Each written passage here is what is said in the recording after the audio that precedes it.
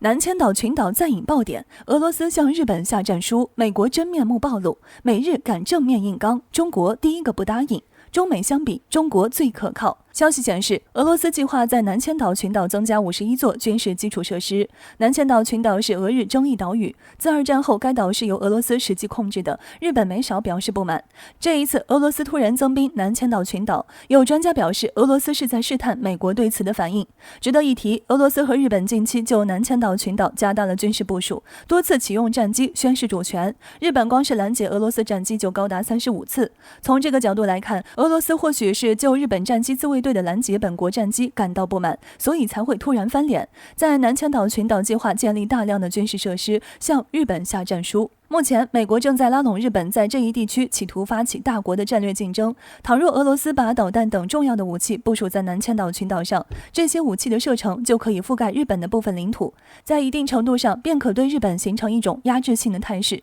与此同时，也是对以美国为首的西方在远东地区打压俄罗斯的一种极为重要的反制手段。表面上是冲着日本去的，但实际上外界均知道，日本向来只会按照美国的命令做事，这一点俄罗斯显然也非常清楚。同样的，日本哪怕这次再不满俄罗斯的举动，也没有任何办法，毕竟日本根本不敢与俄罗斯1对1较量。该国是否敢发起攻击，全看美国是否会参战来帮助日本。不过，美国就连阿富汗打塔利班都不愿意帮，会为了南千岛群岛去与核国家开战吗？北方四岛虽说很重要，北方四岛东起连接千岛群岛，又贯穿太平洋，经过冲绳群岛后直达东南亚，能形成一个完整的岛链结构。但是跟俄罗斯开战，美国是心虚的。现任的总统普京是一个狠角色，美国就算是全球军事实力最强的国家，还是没有做好挨洲际导弹的准备。再者，以美国自私的性格，怎么可能损害自身利益，为日本保驾护航？在外媒眼里，或许相比美国的真面目暴露，更关注的是中国的态度。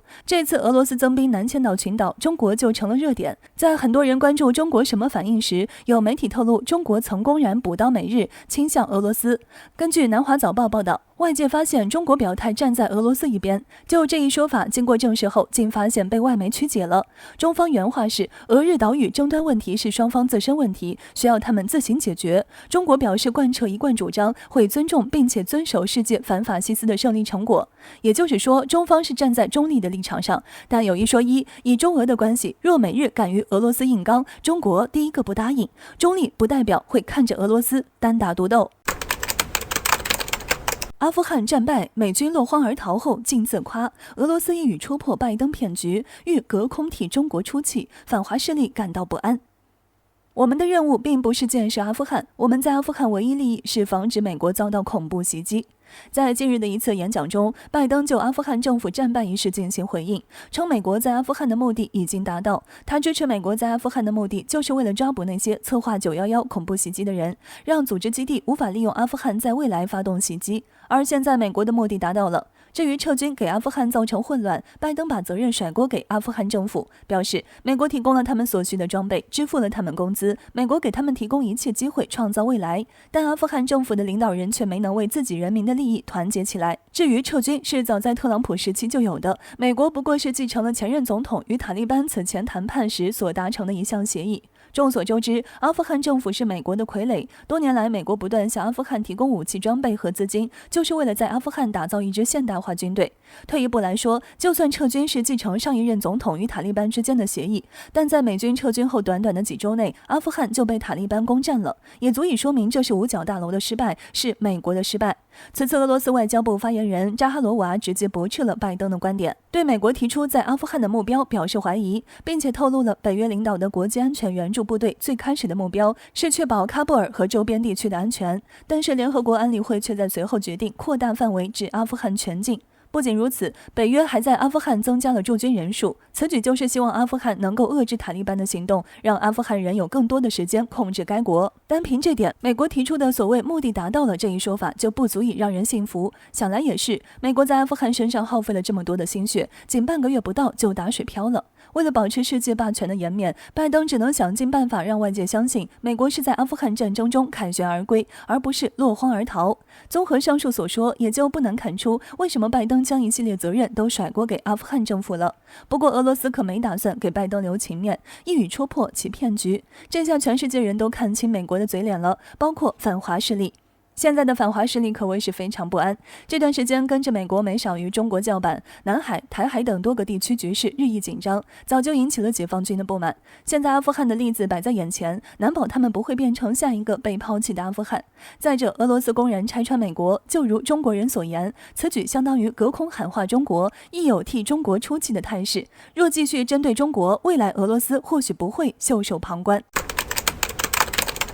仅在一天内，美国传来4大坏消息，件件致命。拜登被提罢免，英法德为何撇开美国？中国放大招，美国面临最大的坎。随着阿富汗局势大变天，美国实力、信誉、全球威慑力都遭到全方位削弱。而在8月17日到18日这一天内，白宫更是接连迎来4大坏消息，件件致命。首先，在17日，美国国会参议院共和党竞选委员会主席、2024美国大选热门总统候选人斯科特呼吁国会对总统拜登处理阿富汗问题的方式展开调查，并提出动用宪法第25修正案罢免拜登的可能性。对于这次阿富汗撤军，美国舆论评价这是史诗级耻辱，做出撤军决定的拜登更是成为众矢之的，而要求弹劾甚至罢免拜登的声浪开始越来越高。同时，前特朗普团队也开始和共和党打配合，特朗普公开喊话，是时候让拜登不光彩的辞职了。不过，要想罢免拜登，恐怕没那么容易。但是，阿富汗撤军这件事势必会为拜登下次大选埋雷。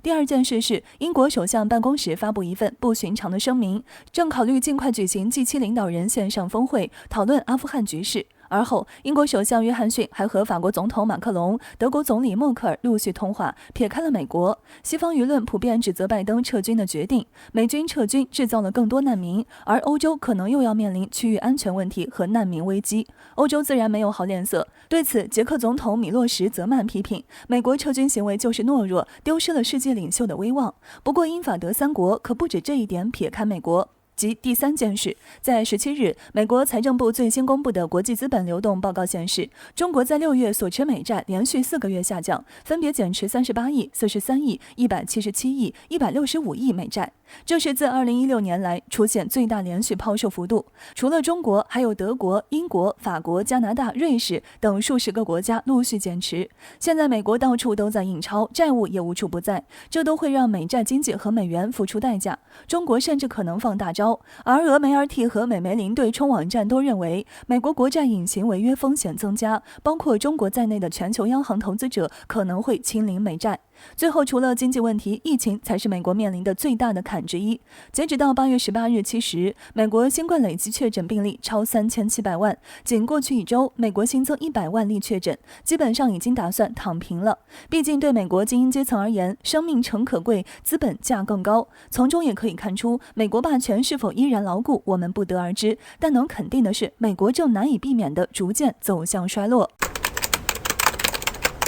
阿富汗一夜变天后，美英法仓皇逃离阿富汗。这时候，中国大使馆在干些什么呢？阿塔于本月的15号袭击了喀布尔，至此，阿富汗政局一夜变天，多国大使馆不得不仓皇逃跑。德国外交部部长马斯更是在社交媒体上公开承认，西方各国的情报组织对阿富汗局势的判断都是错误的，没有任何一个组织能够预料到阿富汗安全部队撤离和投降的速度。于是乎，外界就看到了美英法等西方国家使馆人员仓皇逃离阿富汗的场景出现。当阿塔彻底掌控了阿富汗的首都喀布尔之后，虽然以美国为首的西方国家开始紧急疏散，而美国人的反应果然也没有令外界对他们的预测感到失望。在撤离过程中，美军果不其然地向阿富汗民众开火了，阿富汗人从运输机上坠落身亡等恶性伤亡事件可以说屡见不鲜了。那么西方国家的使馆人员们仓皇逃离的时候，中国驻阿富汗的大使馆在做什么呢？据观察者网8月18号的消息称，与英美等国的大使馆相比，中国驻阿富汗大使馆也并没有闲着，